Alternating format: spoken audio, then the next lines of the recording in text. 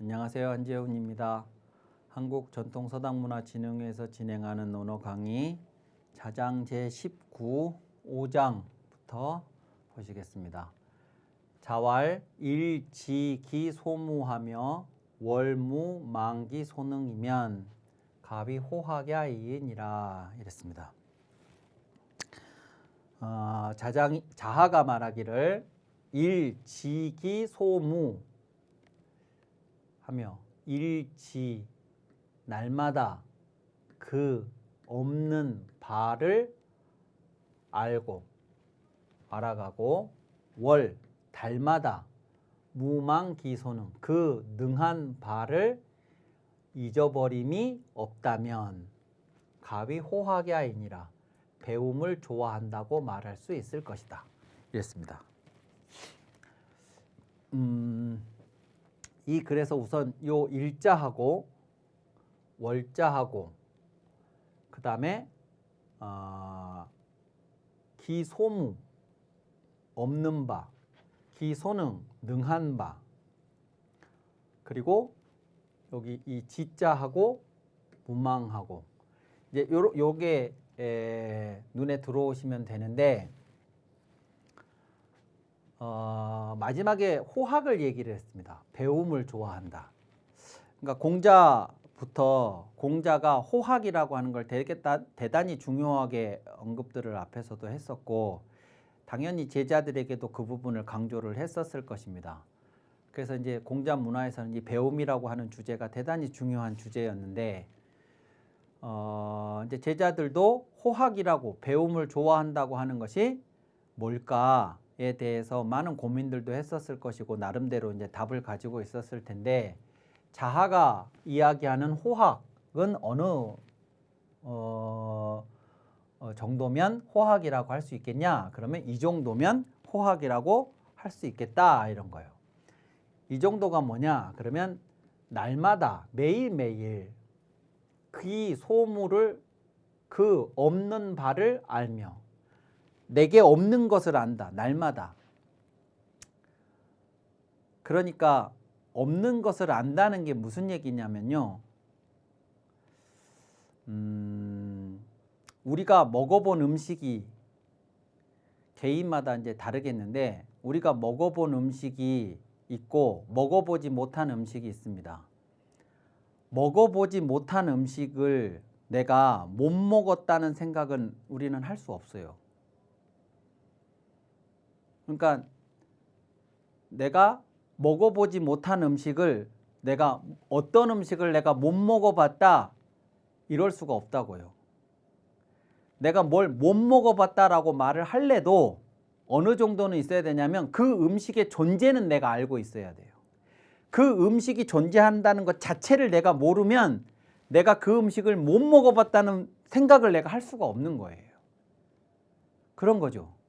내가 뭘 모른다라는 것을 알려면 내가 그걸 몰랐구나 라고 하는 그걸 알려면 내가 그것을 알고 있어야 그 말을 할 수가 있어요. 그때는 내가 그걸 몰랐구나 이거를.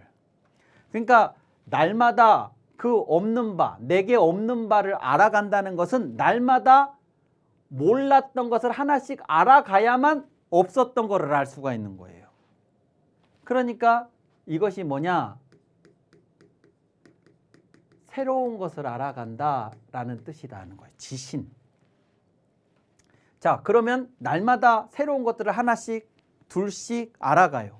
그러면 내 지식의 범위는 자꾸만 조금씩 넓어지겠죠. 한 푼, 두 푼 동전이 쌓이듯이 조금씩 풍부해질 거예요. 자, 그런데 이제 풍부해져서 저금통에 동전 하나씩을 매일매일 넣듯이 새로운 것들을 하나씩 알아가는데 밑으로 하나씩 빠져요. 날마다. 그러면 하나 들어왔는데 하나 빠지면 두 개 들어오면 두 개 빠지고 이렇게 하면 나중에 가서는 많이 모았다고 생각하지만 결국은 똑같은 액수밖에 저금통 안에는 남아있지 않겠죠? 날마다 새로운 것도 알아가는 것도 중요하지만 또 뭣도 중요하냐면 내가 알고 있는 거, 내가 할 수 있는 것을 계속 알고 계속 할 수 있으면서 새로운 것들이 추가되어야만 커지는 거지. 하나를 알게 됐는데 하나를 까먹고 하나를 새롭게 할 수 있게 됐는데 하나를 할 수 없게 되고 그러면 맨 똑같은 상태가 될 수밖에 없겠죠. 그래서 요 두 번째 얘기는 뭐냐면 그 능한 바를 내가 능한 바, 잘할 수 있는 것을 잊어버림이 없어야 해요. 그것은 달이라고 했어요. 왜냐하면 요 새로운 것을 알아가는 거, 없는 것을 알아가는 거, 요것은 날마다라고 말하는 것은 저것이 더 시급하기 때문이에요. 날마다 새로운 것을 알아간다. 근데 이미 알고 있고 이미 할 수 있는 그 능한 바를 잊어먹지 않는 거, 까먹지 않는 거, 그것은 이제 이미 할 수 있는 것이니까 날마다 그것을 체크할 그럴 필요성까지는 없고 달마다 매달 내가 하나하나 할 수 있었던 거, 알고 있었던 것에 대해서 까먹지 않는 것을 달마다 이렇게 이제 체크하면 된다고 표현함으로써 요것에 비해서는 상대적으로 이것이 덜 시급하다고 하는 것에 대해서 이야기를 하고 있다. 그래서 월자를 썼다라고 해요. 요 알고 있는 거, 할 수 있는 것을 잊어먹지 않는 거, 이것이 온고를 이야기를 하는 거다 이렇게 말합니다. 이것이 온고의 지신이에요. 온고의 지신이 옛 것을 땄듯이 하고 새로운 것을 알아간다 이렇게 했었잖아요. 예, 그게 그런 얘기라는 겁니다. 그렇게 하면 그래서 매일매일 내가 모르는 것을 체크하고 그 모르는 것을 하나씩 알아나가면서 동시에 내가 할 수 있었던 거, 알고 있었던 것을 그걸 놓치지 않고 잊어먹지 않기 위해서 또 노력을 해나가고 이렇게 두 양방향으로 이것들이 이렇게 진행이 될 수만 있다면 그러면 배움을 좋아한다고 말할 수 있겠다. 이를만 하다 이렇게 얘기를 한 것입니다. 자, 그 다음에 또 자하가 아까 그 얘기도 그래서 아주 그 후대 학자들이 많이 인용을 하는 그 자하의 이야기를 많이 인용하는 부분이고 요것도 역시 많이 인용을 합니다. 자하왈 박학이 독지하며 젊은이 근사하면 인재 기중은이라 이랬습니다. 박학이 독지, 박학 넓게 배우고, 박학 넓게 배우고, 독지 뜻을 독실히 하고 독실하게 뜻을 가지고, 박학이 독지 넓게 배우고 독실하게 뜻을 갖는다. 그 다음에 젊은이 근사하면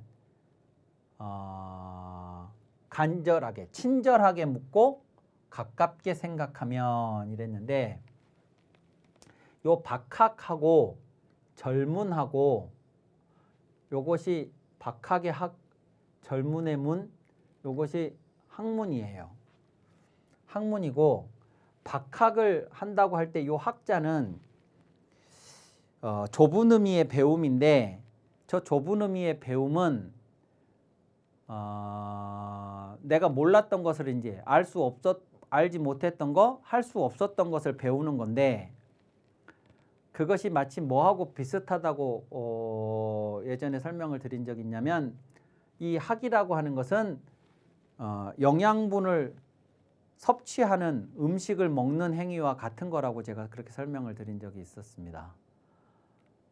그러니까 내게 필요한 피와 살과 뼈를 나는 만들어야 되는데 그런데 그때 나는 외부에서 음식물을 섭취함으로써 내 피와 살과 뼈가 될 것들을 이제 섭취를 하는 거예요.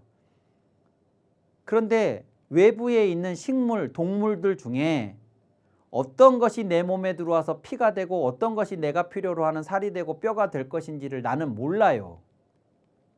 그걸 알고 섭취를 하는 거 아니에요. 지금이야 뭐 비타민이 뭐 어쩌고 이 비타민도 A, B, C, D, E 막 이렇게 많고 뭐 엄청난 무슨 영양에 대한 그런 것들도 정보들도 많고 그렇지만 지금도 실은 인간이 먹는 것에 있어서 어떤 것이 어떻게 인간에게 어떻게 작용을 하고 얼마만큼의 것들이 어떻게 될지에 대해서 다 모를 겁니다. 전체 중에 얼마를 알고 있는지 알 수도 없어요. 매일 새로운 것들이 인간의 몸에 좋다, 인간의 몸에 나쁘다는 얘기들이 계속 나오니까 사실은 100이면 지금 우리가 알고 있는 게 1일지도 몰라요. 많이 알고 있다고 생각하지만. 자, 그런 관점에서 봤을 때 우리 몸의 외부에 있는 식물이나 동물이 우리 몸에 들어와서 어떻게 내 몸에 유익할지 나는 모르고 음식물을 섭취하는 셈인데, 그러니까 우리가 찾아낸 가장 현명한 방식은 뭐냐면 골고루 먹는 겁니다. 우리가 배우는 것도 마찬가지입니다. 내가 살아가는데 어떤 것이 내 몸에 내가 앞으로 살아가는데 도움이 될 것인지 우리는 모릅니다. 물론 당장에 필요한 것을 먹는, 약처럼 당장에 필요한 걸 먹는 경우처럼 어떤 지식을 당장이 필요해서 습득하는 그런 경우도 있겠지만, 그 학업 연령기에 아이들이 공부를 할 때 어떤 책이, 어떤 강의가, 어떤 수업이, 그냥 수업도 아니고 어떤 분에게서 들은 어떤 한마디가 그 아이의 인생에 어떻게 영향을 미칠지 몰라요. 그냥 그리고 책에서 본 것이 아니라 어떤 영화가, 아니면 어디를 여행을 갔는데 여행 장소에서 본 어떤 한 장면이 그 아이의 인생을 완전히 바꿔놓을 수도 있습니다. 모릅니다. 그러니까 어떻게 해야 돼요? 골고루 많이 편식하지 않고 골고루 섭취를 음식을 하듯이 넓게 배워야죠. 박학. 그게 박학이에요. 자, 그런데 음식물을 입에 집어넣어서 어떤 식물이나 동물을 요리를 해서 입에 집어넣어서 이로 씹어요. 대충 그 음식물이 뭐 풀이면 풀, 고기면 고기, 이것이 분쇄가 될 수 있을 만큼 이에서 씹습니다. 최종 목표는 뭐냐면 이 풀이나 이 고기나 이 과일이나 이것들이 원래 어떤 형태였는지 알 수 없을 만큼 완벽하게 분쇄를 하는 게 목적이에요. 그것이 소화예요. 소화를 해서 그게 원래 어떤 상태였는지 알 수 없을 만큼 내 몸에서 받아들일 수 있을 정도로 완전히 분쇄를 해서 실은 거기서부터 내가 필요로 하는 영양소를 섭취하는 게 목적이에요. 음식을 먹는 목적이.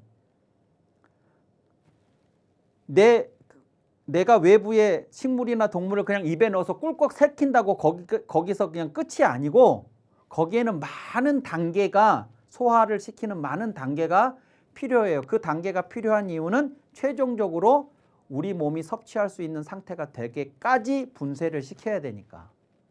마찬가지로 뭔가를 내가 처음에 접해서 배웠다고 해서 그것이 바로 내 삶에 어떤 영향을 미치고 그냥 바로 이해가 되고 그런 것이 아닙니다. 그러니까 뭘 해야 되냐면 물어야 돼요. 처음에 배우면 모르는 게 너무 당연한 겁니다. 모르는 게 너무 당연한 거니까 질문을 하는 것도 당연한 거예요. 다만 질문을 하는데 어떻게 질문을 할 거냐가, 배우는데 어떻게 배울 거냐, 넓게.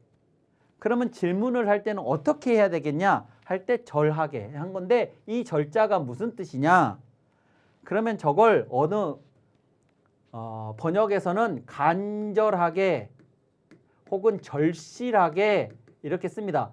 이때 절자, 간절하다는 절자도 저 절자를 쓰고 절실하다 할 때도 저 절자를 쓰기 때문에 그래요. 근데 저런 말보다 친절하게가 더 정확해요. 친절하다는 말은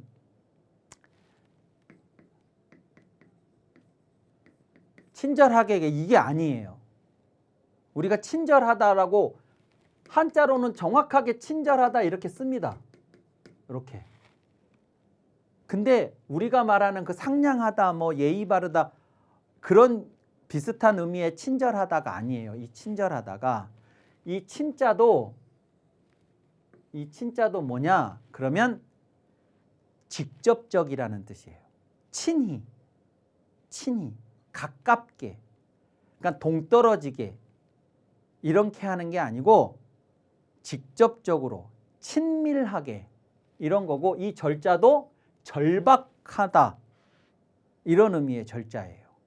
그러니까 친절하게라는 것은 어떤 그 내가 배운 내용에 대해서 그것이 그냥 막연하게 그냥 아니면 이론적으로만 이게 아니고 내 삶에 가까운 문제의식을 가지고 질문하라는 거예요.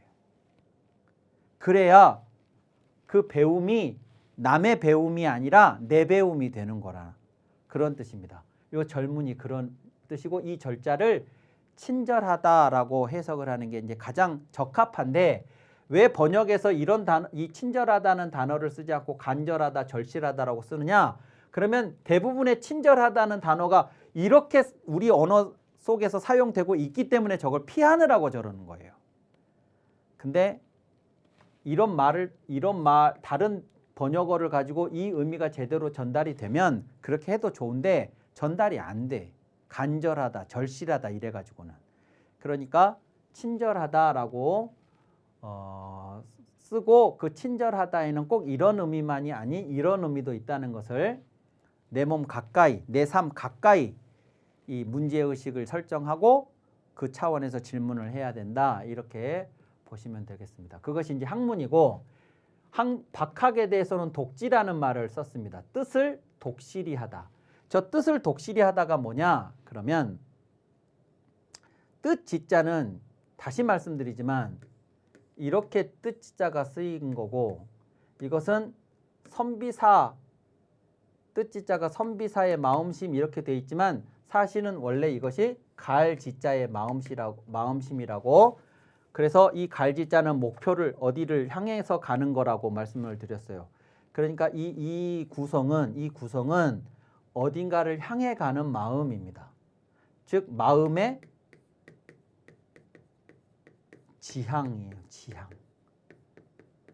목표를 설정하고 목표를 지향해 가는 그 마음이 뜻입니다.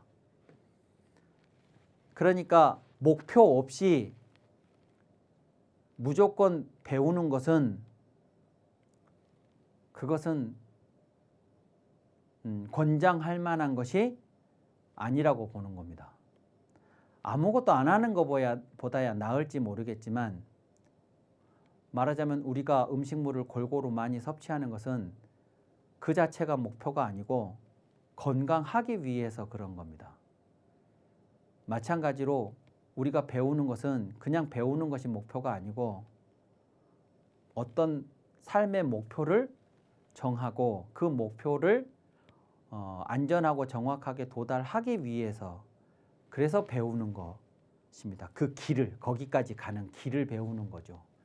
그래서 이 뜻을 세우고 그 뜻을 세운 상태에서 배움을 넓게 할 필요가 있는데 배움을 넓게 하면서도 뜻을 이랬다 저랬다가 하면 안 되고 독실하게 흔들림 없이 굳건하게 어떤 상황이 벌어져도 저 뜻이 흔들리지 않도록 독실하게 뜻을 마음가짐을 가지면서 넓게 배워야 하고 또 간절하게 묻지만 물으면 답을 얻겠지요. 답을 얻으면 이 답을 얻은 과정이 또 한 번의 배움이겠지요. 그러면 여기서 끝나면 안 되고 여기서 이 배움을 가지고 생각을 해야 됩니다. 생각을 하는데 이 생각도 막연한 것이 아니라 가깝게 생각을 해야 돼요. 가깝게. 즉 아까 이 친절하고 똑같이 내 삶의 문제와 직접 연결을 시켜서 가깝게 생각을 하고 그리고 그 생각을 해보니 이해가 되면 다행이지만 또 모르겠다?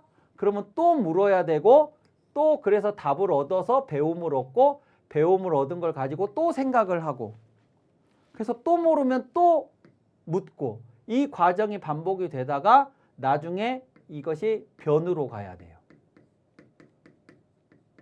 변이라는 것은 변별하는 겁니다.